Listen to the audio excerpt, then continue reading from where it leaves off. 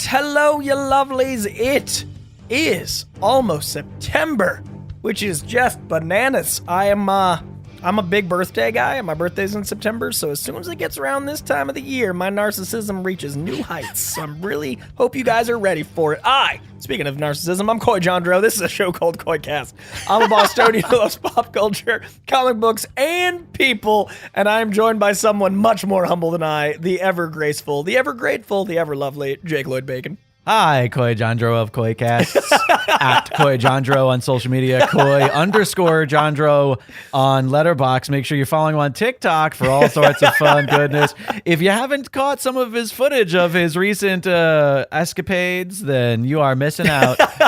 Make sure you're following Coy for all the Coy goodness. It's really funny how I do think birthdays are really important to celebrate, both as a sense of New Year's, but also it's a really good way to figure out what you want. It's a good reset of okay, now I have a new year, and this is my check-in on did last year work in the way I wanted? Is this the way I want to be going? This is why I hate birthdays. You don't like the self-reflection. It's too much. It hasn't been great because I haven't looked back.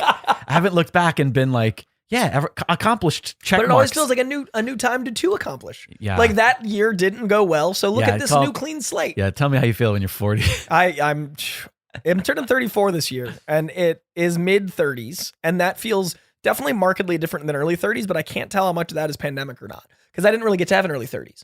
Right. So when I was afraid of turning 30, I did turn 30, and I was like, this isn't so bad, and then crumbled. Nothing then happened the world anyway. stopped. Yeah, we talked about this. So I'm really curious what mid-30s feels like, and I'm also accepting more and more that this is life now. You're a fucking grown. I meant the world. I meant the pandemic world. I meant this is life now. Okay. But also that I'm a grown ass person. I also assume there'll be no major third puberties. Just all I'm saying is you're 34. So this is as mature as I'm gonna get. I hope that you bought a going away present for your metabolism and your knees. Oh, it's already bad. Already bad. Metabolism is so different. Working out now is so different than working out 5 years ago, and I know it's gonna only get worse. Speaking of metabolism, Alexandra brought. We're about this. To eat pizza. Well, yeah, Alexandra brought this. Where you're going? Well, she brought this to my attention. So last night, Alexandra and I ordered we're still trying to find the places that we like in the area. We moved recently, and we were suggested this pizza place, and Alexandra, she's been vegan for the majority of the year, and she's relaxing a little bit, and she wants to have a couple things that are, some pleasure food for her. Sure. And so she's like, let's get a pizza. And she ordered this pizza, and what she didn't notice was that it was one of those giant pizzas, one of those feeds, every slice is like a pizza, is a meal. And it could feed 8 if we wanted to. Are us two high metabolism boys are about to have for lunch? Not anymore. Yeah, my old metabolism is. But anyways, I texted Coy last night after dinner, and I said, "Hey, Coy, I hope tomorrow is a cheat day because we have a ton of pizza we need to eat." And I basically said it is now. Yeah, and then Alexandra takes a few beats and goes real nice to do after he was telling you about that juice cleanse last week. She was not wrong. This is going to be the first actual bad food. Yeah, because you told us last time you were here 2 weeks ago that you were doing a bona fide juice cleanse. I lost 6 pounds. I'm about to gain at least 3 of those. Yeah, back. And my response to your juice cleanse was, we're going to get the biggest pizza. Not even, by the way, didn't even give you an option. No. I didn't say hey, if you'd like, we have pizza. I said, we need to eat this giant pizza today. It will go bad, and your juice cleanse is gone now. Hope you enjoyed the day you had abs. Also, in this part of town, the pizza was $93. So we got to eat. So we're eating that out of respect for your. Well, also, it's a pepperoni too. So I hope you like pepperoni. I'm not a vegan. I'm excited about all of this. You and I. You know what will be fun about this? Boston this is going to be New York pizza? Well, it's going to be a back in time thing. Yeah. This episode comes out next week. We're going to eat some pizza, and then we're going to record last week's Patron Only Pod. Oh, so you will have already known what we thought about this pizza next week. Last week. So patrons, you'll hear all about the review of the pizza that you're hearing about 6 days from now. While you and I probably have varying opinions of pizza of our home state and cities, sure, I bet you we can both agree about LA pizza. That it's not pizza. Or that's just not. No, I think that's the douchey way to say it. It's fucking pizza. It's the ingredients of a pizza. But there's something lacking in the flavor, and it's the Northeast water. Everybody knows it's all about the water and the dough and the sauce ratio. Nobody does enough sauce out here. Yeah, but that is depending on the place you go to. Sure. And I also agree. I'm a saucy guy. It's a sauce thing. I think that's an East Coast thing. Yeah. So, I think the ratio is an East Coast thing as well as the water. So we'll see Mulberries of Beverly Drive. We'll see how good you are. We'll have a talk, and we'll review review it I mean, next Kevon, Patron I already pod. had it last night. It's more about, I'm playing. Yeah. I'm playing. But we're both enjoying that doing East Coast theater. sensibility. It's going to be good. That being said, this is the Hot and Hotline Heavy week. Speaking of Hot and It Hotline is? Heavy Pizza. Oh, crap. So we're going to, maybe let the folk that call in at 818-794-0722, that's right, that's 818-794-0722, get their input in. What kind of pizza do they like? They're probably not going to tell us because that'd be weird to accidentally have already called about, but you can call in 2 weeks and tell us your favorite. What if somebody crazy called that and was they just like, happened to by be- the way, deep dish pizza is fucking best. And we were like, how did that happen? What is this stuffed crust you speak of? And how Oh my did you God. know? And why are you wearing a Deep August t-shirt? That's the official band of KoiCast, by the way, Deep August. Let's get to those hotline calls. Who we got Let's first? do it. Hey, Coy. Hey, Producer Jake. This is Gilbert up in the Bay Area. I had a question for you about Prey. I watched it a few nights ago, and I really enjoyed it. It's one of my favorite movies so far, and I think it's probably my second favorite or even my favorite in the Predator series. But it got me thinking about a game for y'all. If you could put Predator in any time period, in any setting in the world, where would you put it? Since this was in the Comanche Nation in the 1700s, would you put it anywhere else? Like, can you think of any other settings that you'd want to put up against any characters, real or fictional? I'd love to hear what you think. But other than that, y'all have a good week. Thanks. Bye. I want a Predator to fight a T-Rex. I want to go back to Cretaceous times, Cretaceous period. So you're just picking the time period. You're not blending this with Jurassic Park. No. movies. I'm Okay. going to, that's why I corrected, because the T-Rexes are Cretaceous Sure. dinosaur. They're mismarketed by Jurassic Park. The Cretaceous era, which I do believe was also the era of the Stegosaurus and the Triceratops, which are three of my favorites. Okay. I want to see a predator first hunting some herbivores because they look badass. Like Triceratops ate, plants and shit, but as we saw in Prey, the hunter's just looking for the most violent creature. So it would have to go through the herbivores, the omnivores, until finding its predators. So I'd love to see, just this badass evisceration of dinosaurs, the likes of which we never got in the Jurassic movies because they're PG-13. I want to see some intensity, and then I want to see how a predator brawls with something that's like 5 times its size. I want to see it using its territory around it. I want to see some savage land antics. Okay. I really think like Montana in the Cretaceous period. All right. That'd be dope. I'm all for that. I think I'm going to go the other way, and instead of just picking an era, I'm going to go the Alien VP method. Okay. Okay. You're going to put it in another franchise? I'm going to put Predator into a franchise. Okay. And there are a lot of these franchises that are sort of, and this is going to sound like I'm belittling them by calling them cheap or easy, but okay. They're a little bit more tongue in cheek. So like, for example, like it's easy to say like, Alien versus Freddy Krueger, or I'm sorry, Predator versus Krueger, or any of those. Predator versus like a horror thing, right? I'm going to take something that's a bit more earnest, albeit hilarious and fantastic. Okay. But I think it would be really, really wacky and zany and funny if Predator just so happened to be in South London when the aliens of Attack the Block arrived. I'm into that. And I'm okay with that. We have the John Boyega and friends, and what's her name? She's now the doctor. Jodie Whittaker. Jodie Whittaker. That group. Yeah. Having to deal with these aliens. Both aliens and predators. But then also there's a fucking predator in South London. I like this. And we're watching the predator hunt the other aliens because he finds him either. But then it's like a game of, is the predator going to end up helping because he's one in their mass because they can overpower him? Does he need to trust humans? This is how much Jake wants Attack the Block 2. He's putting a predator in it because he wants Attack the Block so bad. They're just the coolest looking. Can I be honest with you? They look cool. The first thing I thought was, what is the coolest looking thing? Well, that's what Predator is. That Predator can go up against because he's so cool. That's my second pick. It's the coolest thing. I want Predator in ancient Japan fighting samurai. Okay. That's been going around. Yeah, that but Twitter like, thing that's been going we're adding around. this to this because that I feel like is needed. I want like a full on, like the opening of Mortal Kombat would be what I want, but Predator instead of Mortal Kombat because they set everything up right there, and that'd be so incredible. And that's kind of like what the Comanche it's what are the coolest warriors of all time versus Predator. That's also like what the plot is. So Okay. I'm leaning into that. I'm going to add one more to this conversation. Just because I'm a fan of things that are meta. Yep. Is Predator lands in Hollywood in the 1990s. Okay. The late 80s, early 90s. Attends the Predator premiere. No. That is funny, though.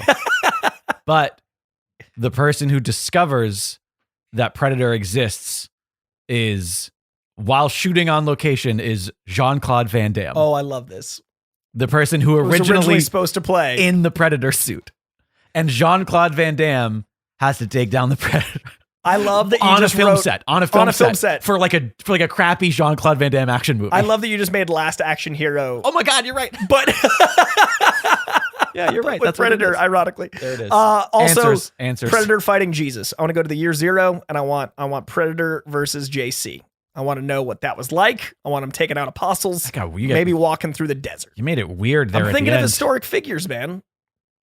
Fictional historic figures. Am I right, atheist? High five. I mean, he's got to exist in some way.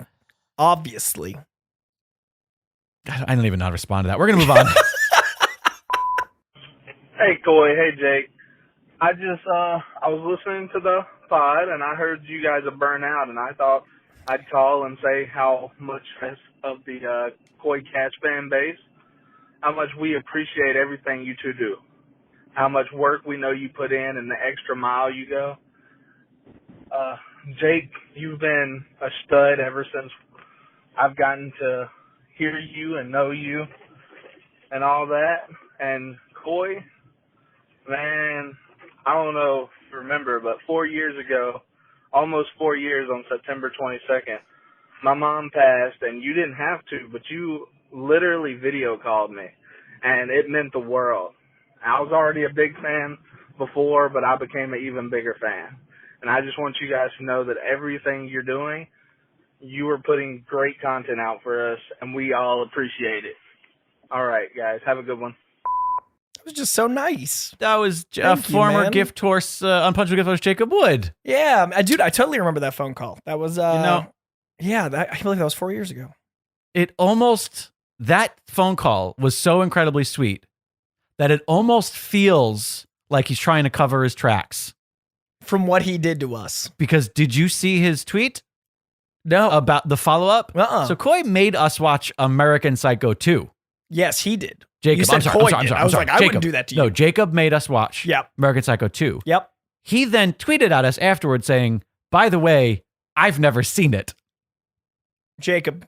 So it seems like this was really nice. This phone call. I don't know how sincere this was. I think, I'm going to take this as more sincere than his flagrant abuse of our hour and 40 minutes, because that was painful. This was as nice as that movie was bad, which is saying something, which is saying a lot. I just, of course, Jacob, thank you so much. Such a kind message to get. Thank you, man. I'm so glad that, it's weird to say, but I'm so glad our burnout has merit. Cause like, I'm still very tired, but knowing you guys listen whenever I meet anyone from this community, they're always incredible. And yeah, Toad, I totally remember when we talked, and you've been a fixture of the OG online world, since I started all this. So I really appreciate you following along to here. And you also I love how many people have discovered how cool Jake is through this community and everything else. So thank you to everyone in the Koi Pond. You guys are all incredible, and thanks for that message, man. KoiCast. It's Curtis from Washington. I mentioned to Koi briefly on his YouTube live, I had an idea for merch for you guys, since his favorite character is Deadpool, and Deadpool's coming out, and his fans call themselves the Koi Pond. You guys should have some type of shirt that says things are about to get murky in the Koi Pond. You can have creative liberties of changing that however you want. But my question is, what are some of your guys' favorite pieces of merch, maybe from other creators that you know that you guys like to wear around? So, what are a few of your favorites? Have a good day. Bye. I'm tricky with merch because there's so much nerddom I like, but also there's so many licensing issues. So I don't wear I wear a lot of stuff that reflects broad sense nerddom, but I don't know if I have specific merch. I don't wear a lot of shit that isn't mine. I know that seems really weird, but like most of my wardrobe I'm wearing right now. I'm wearing a D&DW shirt. Most of my wardrobe is shit from the Dragon Wagon shop. I'm wearing my buddy Yuri's show shirt. Okay, This is that's from my nice buddy- looking. This is actually a merch thing, right? Nice looking. Yeah, what is it? Yeah, this is Tout it. Orbital Redux. It was a show on Nerdist. My buddy Yuri it was cool. They did improv every episode. That's great. So it was a high concept sci-fi Right. that people gave suggestions. So it was like yes and Right, for right. a full budget show. Nice. So this was on Nerdist when they were getting into like more narrative stuff. Right, So I this remember is, I worked on a few of the shows there. Yeah, so this is that. So I'm actually wearing merch right now. There it is. Orbital Redux shirt. It's very nice cotton. It's very smooth, and it's also like you have to know what it. I like merch that you have to know what it is. Same. That way, there's So- like a nod. There's like a Fight Club nod. So in fact, like when I'm designing stuff for Dragon Wagon Radio, there's always the quintessential. Here's the logo. Yeah. Right. Here's the show logo. Right. But my favorite shirts, Deep August. like Teep August is going to be an excellent shirt, but stuff like that. So for Yeah. example, for D&DW, for the D&D show that we have, I made a travel shirt for the land That's cool. that our game takes place in a land called Rymore. Yeah. And so I made a like visit Rymore, and like then it's like that. home of the Celt, and it literally looks like a shirt. I pulled it from a shirt from like visiting the Grand Tetons. Yeah. And I was just like, I mocked it up to make it look so Love stuff that. like that. I'm a big I've got fan a of 1-batch, 2-batch shirt that looks like an old Golden Book, but 1-batch, 2-batch Right. from Yeah. Punisher. Love that. And like you have to know not only Punisher, but Right. that's specific and like that sort of So thing.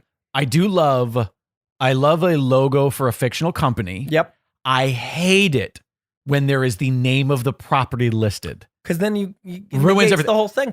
I will wear like a blue sun shirt from Yeah. Firefly, but if it underneath it has the Firefly logo or You've lost Serenity me. logo, you've ruined the shirt. I've got a Brooklyn and Queens shirt that's Cap and Spider-Man just says Brooklyn and Right. Queens. And I You love know- that it doesn't list Civil War. Okay, Because it's just, you know what I mean? I think I have a Marvel shirt that's my favorite shirt, and it is just a star, right? But not his shield. It's Yeah. just like a lone star in a circular thing that just says Captain. Oh, that's cool. And it's like vague, but everybody is Yeah. going to know it. So yeah, I'm a fan of the vague things. I've got one that kind of breaks the rule, but it's the Eye of Agamotto, but it says Doctor Strange in the back, and I don't mind that because it's like up. Also, if you wear something over it, people can't see it. Then you're good. I'm also not a fan of shit on the back of a shirt. Yeah, it depends I'm for weird. me. It depends. Like I've got a really cool Berserker shirt that's the Shradmore variant art that's only available on the shirt, and it's Right. a Shradmore piece, and then on the back it says Berserker. But I want word to get out about Berserkers. That works. Right, But like right. I feel like you don't need to get Spider-Man's word out. Like you know what I mean? Right, Like yeah, if you know yeah. what I mean? Like it depends on the property. Yeah. So, I mean, ultimately, I do think, though, it comes to like a shirt that isn't obnoxious, Right. that's a little inside, Yeah. and that's also not just like, hey, this just has the logo of the thing or a Unless it's picture something of a guy. indie. If it's Yeah. something that needs awareness, I'm okay with Sure. branding, and then I'll buy it. Like I said, Right. the Berserker. But if it's something that's a big property, I like subtle that way. It's like inside baseball. Like I have a Calvin Klein shirt, but Okay. it says Tyler Durden.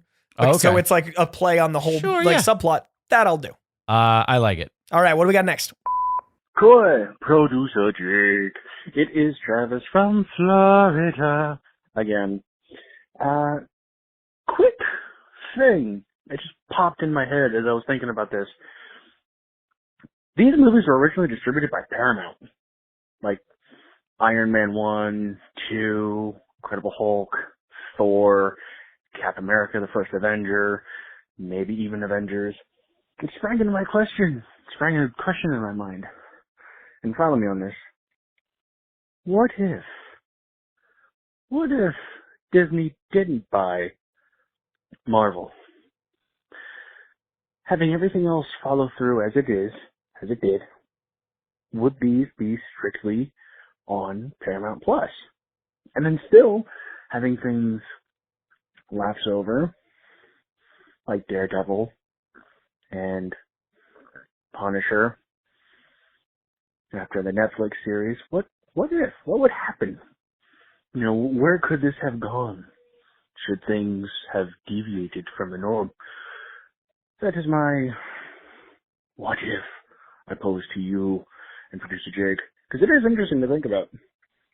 Stay sweaty. Peace. Yeah, you know, I do wonder how cohesive it would be, but I also wonder if we'd be at the point of R-rated stuff. Like there are two sides of the coin. Like I do love that Disney trusts in it, really heavily backs it, puts a lot of oomph in there, but I can almost guarantee we wouldn't have the volume of stuff. But I do wonder if we'd have more since I feel like there's less apprehension from Paramount to make something R-rated than necessarily Disney. Sure. So like I think we'd have less of it, but what we'd have might be more R-rated or stuff. But I don't know if any studio other than Disney has the sheer worldwide reach to make the movies as big as they are. I was going to say, it might just not have lasted as long. Yeah. Like the MCU might be wrapped by this point. Right. Had Paramount, and by the way, it was just distributed by Paramount. Yeah, right? they're just the ones that. So it was still Marvel Studios. Right. Which is still in control. Yeah. Their owner has changed. That's what I mean by distribution, the scale of it. The question is how much of an effect has Disney had on Marvel Studios versus how much would Paramount have had on Marvel Studios? Right. I don't know that Paramount would have pushed the Paramount Plus as much as they are now if it wasn't for Disney Plus occurring. Right. I don't know. So there's all of these other things that are, it's sort of the butterfly, like you can't necessarily know what would have come. We can only maybe take a broad guess that regardless of Marvel, Disney Plus comes out. Sure. And is a powerhouse even without Marvel. And maybe Paramount does have Marvel to become something greater. Sure. Maybe Marvel Studios helps put Paramount on the map as far as a streaming service goes. Right. Whether or not they would have played as nicely with Netflix, I'm not sure. I think what would have more likely happened is Netflix would have just stayed at Netflix, that stuff. Yeah. And the other Marvel Studio stuff would have stayed here. Yeah, Marvel's always owned those properties. That's Right. why Daredevil can be on Disney Plus. Right. So it's interesting to looking at like what the relative content is. And Paramount plays well with other, like there is things that are Jackass was on Netflix. There are exclusives to Paramount. Right. That are the same properties and or IPs that are available elsewhere. For example, all the Comedy Central stuff. Yeah. All the Comedy Central stuff that you can find on Paramount, for example, South Park, Reno 911, there are also exclusives of those properties on other streaming platforms. On Quibi for a while and on HBO Max even. There's I South think Park. Jackass opened 2.5 or 3.5 on Netflix first and then went to Paramount. I'm not sure. 3.5. I thought you meant the newest one. The newest one went straight to Paramount Plus. But yeah. So I think that they do play a little bit more, whereas Disney they're such a big thing that they go, well, we don't need to cooperate. Right. We're just our own thing. We don't need to cooperate. Whereas maybe you're right. Maybe there would be more, quote, R-rated stuff. Or maybe the net would be wider. But I don't think it would be as many properties. It might not be as many properties. They also might not be as good. The quality control might not be there. Right. If Paramount stays with them, does Kevin Feige stay as the guy? Without the backing of the parks and the toys, can they be as big? Because at the end of the day, the toys, I don't think Disney's toy machine. No, but I think about where they sell the toys. Like you like the actual locations and stuff. That's affecting the distribution of said toys. Yeah. So that allows you to make the quote unquote risk of a $300 million movie. Yeah, no, this is a fun hypothetical alternate timeline. Yeah, I don't think it'd be better or worse. I think it'd be different. And I think ultimately, Disney just buys Paramount anyway. Here it comes, everybody. Disney is Thanos. Yeah, it's just inevitable. Yeah, Disney is inevitable. But yeah, great what if. Hey guys, Harold from Alabama, at Harold L. Stokes on all social. I have an idea for you. It's completely piggybacking, stealing the hotlines from last week, or whenever this gets played. Alright, you have a scenario. Thanos and Darkseid have teamed up together to take over both the Marvel and the DC universes. They are at full power. You were both tasked to make a team.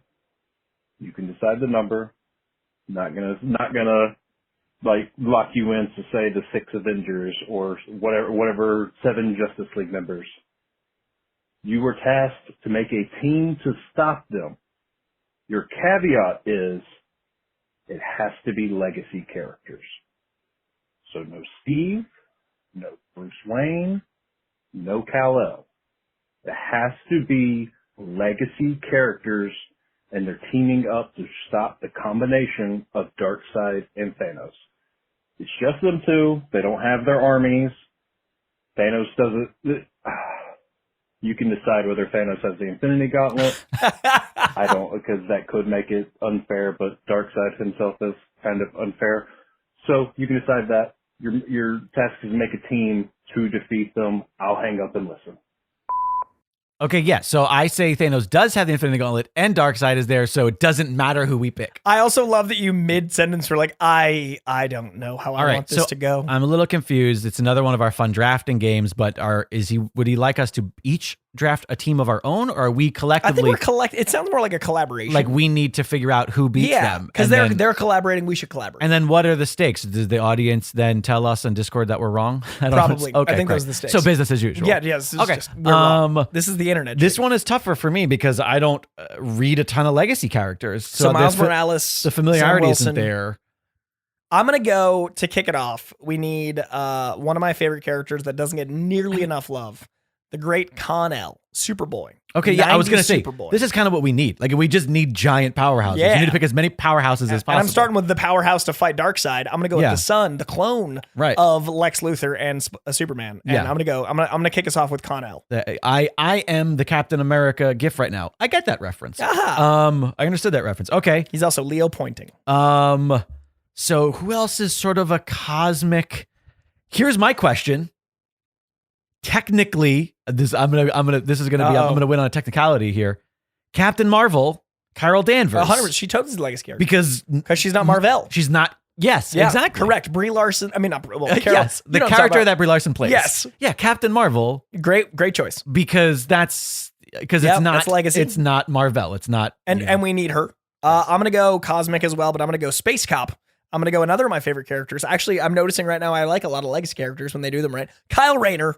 Green Lantern, the Green Lantern that leans into creativity instead of leaning into just like stoic wisdom. He's an artist in the comic books, and I think you need that creativity when you're taking on both Thanos and Darkseid. You need someone to think outside the box. So I'm going Kyle Rayner. So now we've got I should write this down here. Yeah, yeah. So we got basically our Superman in the form of Con-El. We've got our Captain Marvel, and we've got Kyle Rayner Green Lantern. So we've got 3 legacies so far. Okay, so I'm going to continue to maybe bend the rules. Okay, what do you got? I don't know if this counts, but Frank Castle is dead.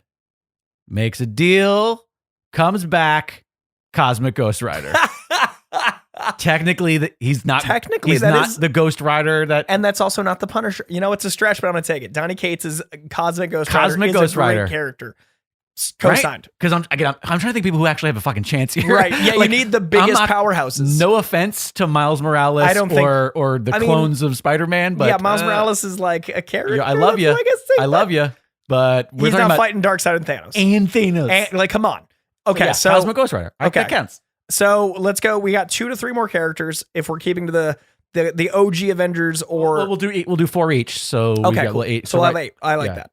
Okay, next up for me, I'm going to go, and I don't know if, this one's tricky. It's similar to your Cosmic Ghost Rider cheating. Is Miss Marvel a legacy to Captain Marvel?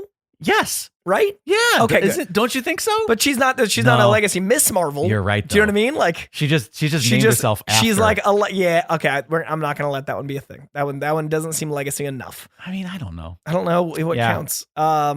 We'll try to continue. We'll try to be proper outside the box. Yeah.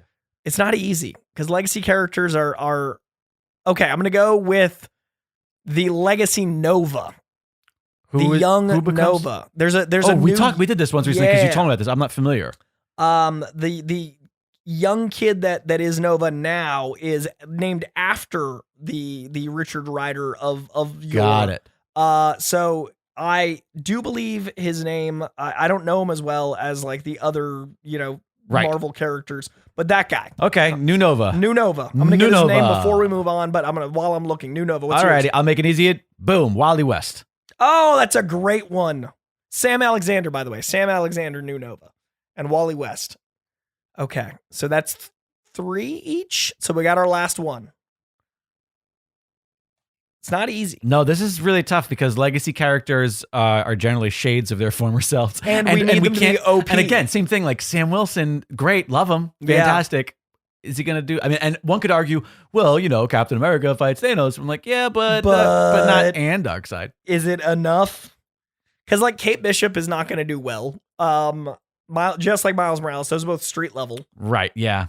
I got one. The Invincible Iron Man when it was Dr. Doom. Doom as the Invincible Iron Man. Yeah. Dr. Doom took over as Iron Man for a bit there. I think he went by the actually, now that I'm saying it out loud, I think he went by the Superior Iron Man because it was a play on Superior Spider-Man. Yes. Superior Iron Man, and he was like silver with like blue cosmic-y shit. Yep, I got him in there. So that's my last one. Superior Iron Man. I'm writing. Okay, because it's very important stuff we're doing here. Guys, this is deep science. Alrighty, I'm trying to think of another legacy character that is strong enough that like makes sense. Yep. In this, trying to think of like other Venoms, like things that the Venom has gone into. I mean, Flash Thompson Venom. Agent Venom. But I was also thinking about Anti-Venom. Is Anti-Venom technically a legacy character? When Eddie Brock, I think it's like Venom and Mr. Negative or some shit like that. I think that would count. Yeah, but I don't know if it's. You know what? Wait, why? Fuck this. Mighty Thor. Oh, easy peasy right lemon there. squeezy. Guys, I'm sorry to Jane Foster. It took us so long to get there, but yes, you're totally correct. All right, so I think that's our team. That's a solid team. That's our team up of 8. Superboy, Captain Marvel, Kyle Rayner, Cosmic Ghost Rider, Nova, Wally West, Superior Iron Man, and Mighty Thor. That is you know what? I think if any group of 8 people that aren't the better versions, as legacy characters go, I'm joking. That's the legacy character roster I think we've earned. I think they would do one hell of a. I think they'd do what they could. Sure, and if at some point the two team who I drafted and who you drafted split up, we would probably get wrecked, but we would be way more fun. I agree. Here we are. I mean, like Wally West, Cosmic Ghost Rider. First off, Cosmic Ghost Rider and Captain Marvel. I like your irreverence. Like your characters are like Cosmic Ghost Rider and Captain Marvel would be very fun. And mine are just wicked 90s. I'm like, I got Kyle Rayner, Con-El. They're all gonna have a good time. This was fun. Do we got any more? We do. Okay, good. Print it. I literally forgot why I called. No, this is Jake's better half.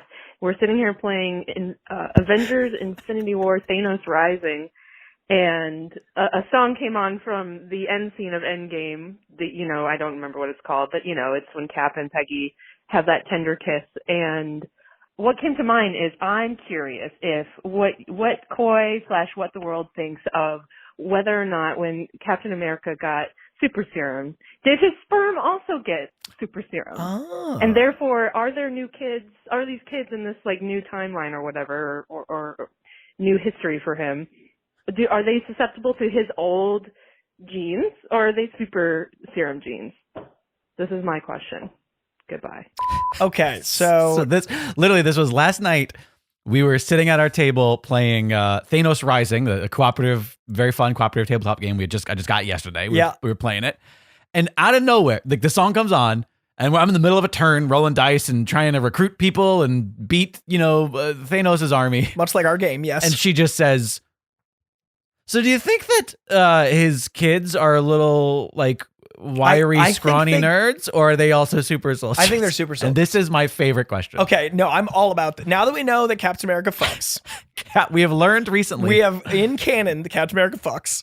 I would say, because there's canon in the comic books that Spider-Man's sperm killed Mary Jane in a continuity because it's radioactive. Jesus Louise. Yeah, I don't remember that. It's dark as fuck. There's you're just quoting a scene from Mallrats. No, this actually, it sounds like, there's a book by Care Andrews where we find out, like, there's a iconic image of Peter Parker hugging her grave because he killed her with his radioactive spunk. Because he had sexual intercourse. With the lady. So she died. So I don't know why I've never read or remember or heard of this. It's not in before. it's in like a miniseries, alternate timeline. Yeah. So it's not in like it's not like Amazing Spider-Man 752. Was this under like the Max imprint? How was this? It must be. Okay, let me see. Kids? Now you're googling Spider-Man sperm kill. Spider-Man with radioactive. Okay, let's see. It is in let's see it's Spider-Man Reign, which is Care Andrews. Yeah, no, literally that's the cover. Is him killing her with his because of his. So I know semen carries stuff. So I'm gonna go if it can. I think it's called his C Spider-Man. His C Spider-Man, his Spider-Semen. But so if it can go negative, I can go positive, and I think your genetics improve. Like Olympians, it changed his DNA. Yeah. And Olympians have better spunk because the more you train, like it's like having kids late. You have less strong. So I think it'd be the other way. That describes some things for me. So wait a minute. Wait. All right. So you're saying that the super serum altered his DNA. Yes. Therefore, that DNA is altered. Is his genetic makeup. Exactly. So therefore, his he will pass on that And they genetic make makeup. age slower too and everything. Like, good for them. I would say the little Rogerses are super soldier kids. Okay. Now, what if it's the same scenario where her womb Can't hang. and eggs can't But hang? his body can hang. So at least 50% chance that But what I'm saying is, what if the sperm is so aggressive? that is concerning. But Peggy Carter's a very, like, she's Olympian level fit. If anyone's going to be able to handle that super spunk, it's going to This isn't a Lois Lane super scenario. right, Superman right. scenario. Because she's at least got, like, Lois Lane's a reporter. Agent Carter is like an absolute boss. Yeah, she's a military woman. So hopefully, trained. hopefully there's some sort of combination there. Because it's not like it's not like kryptonite. I mean, it's not like a, Superman, like, straight, unfiltered raw dog in it. Like, Sure. there's human element to the Captain America. All So, right. you know what I mean? It's not like an alien. It's just, I get it. It's modified, improved genetics. So yes. So I will agree to this in the sense that his genome has been changed. Yes. But if this was a scenario of like somebody who changes between two things, has two forms. That might be different. Like, would Hulk have a child? Would Hulk have a child who can Hulk out? Right. That's possible, but I think it'd be less likely. if he can drip blood onto a wound of somebody else, then instantly turn them into a then Hulk. yes. Probably. But like World War Hulk, he has kids, Right. and those are little Hulk kids. Right. So I think it would be like a luck of the roll of the dice. Are we gonna have to do a whole episode about super sperm? I think and I think it's inevitable. I think we are. I think it's sorted now. Which super sperms Translate. Like our to offspring. Hawkeye is just a human with like skills. Do you think his kids would have like Olympian skills? That's no different than like being fast. Than having a genetic disposition for art. Like fast twitch fibers when you run. Sure, exactly. Yeah, or just like any, you're disposed to have a talent of some sort. And if a talent is nurtured, nature versus nurture. Then I'm even more sure Steve Rogers super spunk. So here's the difference. In the world we have nature versus nurture. Yeah. By the way, if you haven't seen Three Identical Strangers, watch that documentary. It's a mindfuck. Truly. But in the world of superheroes, it's nature versus nurture versus science. Yes, and now the science nature is and science, or not even science, like man's will, mad science, man's will. Yes, yeah. It's nature versus nurture versus mad science. Yeah, I'm trying to think of who else. Okay, well, Hulk is I'd say a gamble. But I guess we just stick with Avengers since we're talking Cap. Yeah, but I would say because of Jennifer Walters as his cousin having a predisposition, it's clearly in his genes. So I'd say it's likely. Sure. Who else? All right, so I mean, you're right about Hawkeye. Thor, we know he's a guy who's going to pass on God genes, demigod genes. If 100%. him and Jane were to have kids, they'd have little demigods. Unless she has already become Mighty Thor at some point. Then they're just gods. Then we just don't. They're like 3/4 gods. Yeah, statistically, it's a big question. I mean, and then who else do we have in the Avengers? We've got, Natasha is just Natasha. She'd be Iron Man's be very good genes. Iron Man's gonna have a smart little kid, but not probably a punk like his dad. There's no other super people. Yeah.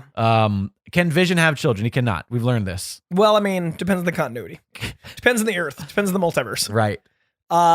Scarlet Witch should have little, half witch, little demonic children. Mutants, depending on. I mean, your continuity. that's what she did do. I don't know. This is interesting. Now, all right. What about other people who have their DNA altered by science? Like all of the people who were like, oh, they felt like, Daredevil. Right. Daredevil's. Okay, this is the best one. There it is. Daredevil's senses were heightened because of an outside source. By an outside source. Much like Captain America. That blinded him. That turned turtles into Teenage Mutant Ninja Turtles. Yes, that's all. By the way, that's canon. If you don't know that, the same goo that blinded Matt Murdock made the turtles and Splinter into what they were. Yeah. So, big moment. Real big moment in New York history. Big moment in sports. Yeah. In fact, most New Yorkers call that the day. Hey, where were you on the day? Yeah. The incident is actually that. So his kids obviously will not be inherently blind. No, but they would have heightened senses. Would they have heightened senses? And if so, would Vision be one of those heightened senses? Would they have some sort of bat radar? This is a great question. I think Cap for sure and Daredevil most likely, but I also want people to call in and let us know who you guys like. I want to know which would and would not pass along. Also, like who's super babies? Just to give you an insight into how Alexandra's brain works, well after this conversation had expired, and I said, "Why don't you leave a voicemail?" And she was like, "Fine, I'll do it right now." And she called the number, which, by the way, she couldn't get over how long she was like, "This message is too long." And like the outgoing message. She's both right and wrong because people love it, but it is long. That's why she started her voicemail with, "I forgot what I called about." But then she just randomly goes like, "You think you can get AIDS?" And I'm like, Jesus Christ, Alexandra. And then I thought, wait a minute. I wonder if there's something in canon of whether or not Cap gets ill. Right. He doesn't get has he gotten a cold? They talk about that sometimes, where he doesn't get sick. So I think he does have a superhero because his age is low. Could he get cancer? Could he get terminal illnesses? I don't think so. But that's just my optimism. Oh. I hope well for him. He deserves it. He deserves it. He's done a lot for us. All right, that's going to do it for a very strange question that I enjoy very much. Call in at 818-794-0722. Let us know what babies you think are super and what are just regular babies. You can also send a voice memo to contact@koicast.com about other things, but also mainly this, because we're asking about this. Also, let us know what's your favorite track from Deep Autumn. Please do rate and review on Apple Podcasts. Those 5 stars, 4 stars, even the 1 stars keep us 1, and I would prefer 5 stars, obviously. Check out koicast.com for merch. We got shirts, we got mugs, we got masks. Also check out the Patreon, wherein Jake and I break down all of the art we have enjoyed the week prior and basically break down little reviews of everything we're enjoying in time. And it brings you all a year, 2 years plus worth, over 100 episodes. I think it's at 112. Yeah, we're somewhere in that range. Yeah, in the 110s somewhere of lots and lots of art and reviews. If only I had a sheet right in front of me. Some sort of data? Some sort of told spreadsheet? Me exactly what number we were at. Let's see, the pop log, the 115 episodes. Wowza. Okay, of the POP. 115 POPs over at the Patreon. Check that out. It is a damn good time. We're about to record those. Please do follow us on social media. Use hashtag Koicast, and I'm at KoiJandro. He's at Jake Lloyd Bacon, and that is going to do it for this week. This has been fun. This has been fun. I thought you were going to challenge me, like you said at the end of last week. You know what? You're totally right. To a round, guys, of the... we've got a new game. Subjective Objective. Subjective Objective is a letterbox game. So before we wrap out of here, I'm challenging Jake. Are you ready? You said last week, you were like, next week I got one for you. And I prepped and everything. You did, you prepped, and then you just forgot. I just totally forgot, but I'm ready. I'm prepped. Last week, you got Kiss Kiss Bang Bang in 5. But by the way, I had to give you some hardcore clues. You really did. I'm ashamed. All right. Let's see. So let's see how good I am on the other side of this, which I'm going to assume terrible. We're moments away. Okay, the year is 2016. 2016, and this is a movie you're sure I've seen. 110%. Okay, high or low? Start with a high rating. Okay. Let's go with... My niece wanted to watch this one again, and I think that pretty much just makes me a great uncle. One movie every day, 2021. Rewatching this was fantastic. All right, so my niece wanted to watch this, which makes me a good uncle. Yes, and that is a slight hint. It makes me feel like it's something that's good for kids, but not necessarily a kids movie. Okay, in 2016. Yes. Wanted to rewatch a 2016 movie. All right, I'm going to need another clue. I mean, I couldn't even take a guess at what came out in 2016. I went great uncle as in, like, that is a hint. Okay, right. So... okay, well, wait. Okay, is it... what came out in 2016? Did Spider-Man No Way Home come out in 2016? No, not No Way Home. Far From Home? No, but good guess. Okay. I thought the uncle was a Spider-Man hint. High or low? Let's go low. And tell me the star rating of the ratings. Oh, sorry. That last one was 4? Okay. 1.5. What's up with this? You guys all said this was funny and good fun. At least 3.5 stars, you said. Right up with Guardians of the Galaxy, you said. Now I have to go unfollow the lot of you. 2016, was that Suicide Squad? Ooh, no, but another great guess. Oh. Okay, high or low? We're at 2. Low. Okay. I think the low ones might actually, being on this side of it, I think the low ones give more away. Not a parody, just a cheap superhero movie that ceaselessly reminds you it knows how lazy and stupid it is. 1.5 stars. All right, so it's a superhero movie, not a parody. 2016 superhero movie. This guy gave 3 stars. No, gave 1.5. This is joke. This is guess 3. Oh, gosh, you guess 3. You were throwing a 3 up at me. So yeah, I was keeping track. Okay. So it's not a parody of a superhero movie. I feel like this is an original thing. Okay. My guess is that it's not like a big major franchise. Because if they said not a parody, just a stupid superhero movie, right? That's what they said? What's an original? And I definitely saw this movie. 100%. Oh, It's fun on this side because I can see you're like churning and like right. I'm trying to think of like a 2016-ish superhero movie that's not a parody. Maybe it is a major franchise. 2016 was so Justice League 2018, if I'm not mistaken. Isn't that? So I'm gonna say this is. Oh, shit. Do you want another low one? Yeah. I got to pass on this clue so far. I need more. This is guess 4, so it's gonna be a little more major. Yeah, no, that's how it works. As unfunny as Hitler's decision to invade Russia, colossal cringe material, and atrocious stain, Marvel's wanton self-destruction. Now I just have to come up with what came out 2016 from Marvel. That's why it's a big clue, because they're at 4.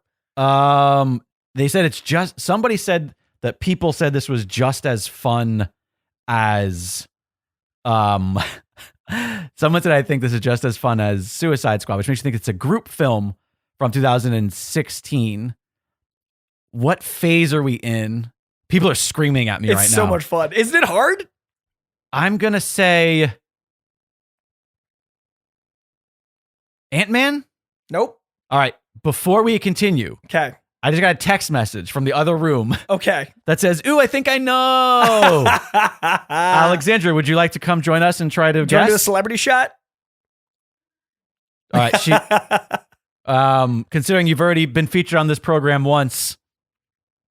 Because I've got one more that gives it all. That pretty much gives it away. We'll see if she can get this one. Okay. And then on the next one, I get a shot and she can go. And we can see. We're waiting on her arrival. She is, by the way, working. So this is clearly what is more important than her work. Don't tell her work that. All right. Okay. All right. So what do you think it is? Deadpool. Right. Shit. She nailed it. Do you want the last clue? Yeah. It's really funny. Excellent work, because it was exactly how long till you guessed it? I feel like your second review. Okay. Your second review. Okay, so the last one I was going to give, and it's a 4-star because I figured you'd go high for the end. Right. You can now officially watch a pegging scene on Disney+. Oh, boy. Deadpool. You know what? Can I say how? So Suicide Squad was a big hit. Right. The uncle, as in it's a film she shouldn't have brought a niece to, was a big hit. Well, As the first one, you meant not Suicide Squad, Guardians. Yeah, sorry. That was my guess. Yeah. Right. So that was a good guess because Guardians. But okay, I thought the uncle thing was a good subtle. Depending on how old his niece is, that could make him a kind of shitty uncle. But that kind of like, by the way, that threw me because I thought this was definitely not a adult movie. That's why it was the first hint. Yeah, that threw me. Good. Yeah. What did you say? I was saying that's what immediately kind of tipped me off. I thought it was going to go either mislead or lead, kind of like the girl thing in Kiss Kiss, right? Where I was like, oh, it's a girl power movie, right? But wasn't, obviously. Good job. This was fun. I fell to Alexandra. So nicely done. Who knew? Nobody knew Alexandra was going to be the current champ. Celebrity shot coming in, swinging a win. So Alexandra, current winner. Yep, because it took me 5 and a major clue, and I was ready with the pegging as my major clue to cap this off. How the hell did she get? Did you look up what movies came out in 2006? Did you cheat from the other room? But she's saying no. Those clues got progressively more. Yeah, it's a fun game. I like the subjective objective. What I was going to say though is that how sad is it that they've become such a powerhouse that when you said Marvel's worst outing yet, I assumed it had to be MCU. It couldn't possibly. And I was very careful about the phrasing. It couldn't possibly be anything other than an MCU movie. Yep. Oh, that's really good. Yeah, I made that the third clue for a reason. That was fun. Well done, babe. I like the power on the other side because it's so hard to not just feel panicked. Yeah, it's fun. You're like, what have I done? Great game. Letterboxd. Well, there you have it. That's going to do it for this week. You did the wrap up already. I did. So we're just going to say bye. You know how this works. Yeah, you guys have been here. Do some things. We appreciate you. Thank you for being here. Thank you for listening. And thank you to Letterboxd, Comics, and you lovelies for existing. Hey, everybody. I am sitting down with 2 dear friends of mine. They are both men with 3 names, Mark Allen Heiliger and Chad Philip Peter. What's going on, guys? Not too much. I'm really glad you pronounced my name correctly. Did I? I nailed it. It's a tough one. I get a lot of Highlanders and Heiligers. Ooh, although admittedly Highlander would not be too shabby. You know, there can be only one. In any case, I know you two because you are both working industry professionals. And of course, when I say industry, I mean film and television. Yeah. And you guys have a podcast on this very podcast network all about film called The Hell With This. What makes The Hell With This different from every other movie podcast on the internet? Well, we are a couple of working professionals in film and TV, so we use our film and TV powers to dissect each of the films that we watch. And do you guys watch the entire movie on each episode? No, nobody has time for that. No. We give you the trailer for the movie, gives you a chance to go watch the movie if you haven't seen it already. You come back and we finish the discussion afterwards. And are these like mainstream big blockbuster movies that everybody's talking about? No, sometimes it's movies you haven't heard of. It's either a movie that Mark or I have brought along to usually present to the other who hasn't seen it. But not always. Sometimes we just want to spread our love for a particular movie. Well, that sounds fantastic. I share your love. How do people listen? They can find us at thehellwiththis.com. Go to iTunes or Stitcher. You can find us anywhere podcasts are found. It's Dragon Wagon.